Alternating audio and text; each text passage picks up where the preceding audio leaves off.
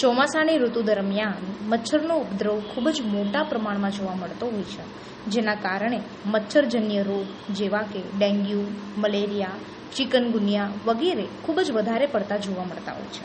આ રોગના કારણે ઘણી વખત અમુક વ્યક્તિના મૃત્યુ પણ થતા હોય છે.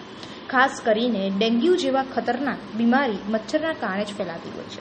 મચ્છરને આદત હોય છે કે તે પાણીમાં પોતાના ઈંડા મૂકતા હોય છે. આથી જ જ્યારે ચોમાસા દરમિયાન પાણી ભરાઈ જાય ત્યારે તેમને ઈંડા મૂકવા માટેની જગ્યા મળી જતી હોય છે અને તેમાંથી એમની પ્રજાતિ વિકસતી જાય છે અને એ લોકો ધીમે ધીમે વાયરસ પણ ફેલાવતા રહે છે.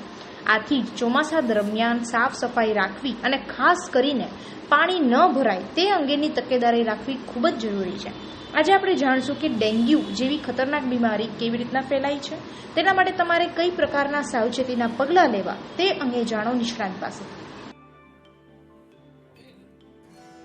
Doctor Rajesh Patel, district malaria officer Anand. Dengue બાબતે ખાસ મારું તમામ નાગરિકોને એક વિનંતી છે કે હાલ ચોમાસાની ઋતુ છે.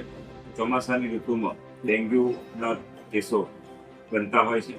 તો ડેન્ગ્યુ ન થાય એના માટે લોકોએ શું અવેરનેસ રાખવી, એને શું ધ્યાન રાખવું, એના બાબતે હું આજે તમને જાણકારી આપું છું.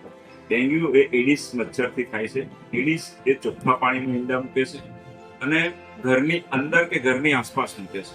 એટલે ઘરની અંદર, ઘરના ધાબામાં કે ઘરની આસપાસ ક્યાંય પણ પાણી ચોખ્ખું ભરેલું હશે તો એમાં ઈંડા મૂકશે. એ ઈંડા મૂક્યા પછી 7 થી 10 દિવસની અંદર એમાંથી મચ્છર બને છે.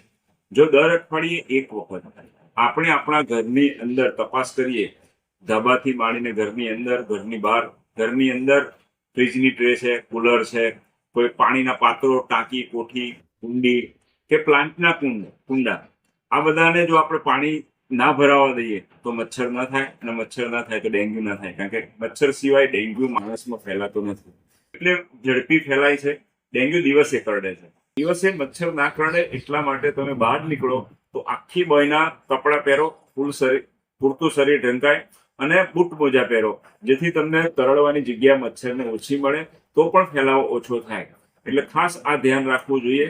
બીજું, મચ્છર પહેલું તો ડેન્ગ્યુના પેશન્ટને કરડશે અને મચ્છર પોતે પોઝિટિવ બનશે, અને મચ્છર પોતે પોઝિટિવ બન્યા પછી એ બીજાને જેને કરડશે એને ડેન્ગ્યુ થશે.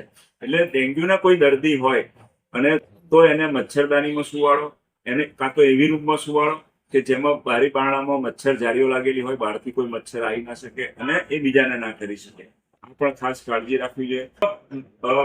ખૂબ ભારે તાવ આવતો હોય છે અને ઘણી વખતે તાવ 3 થી 4 દિવસ કે 5 દિવસ સુધી ચાલતો હોય છે.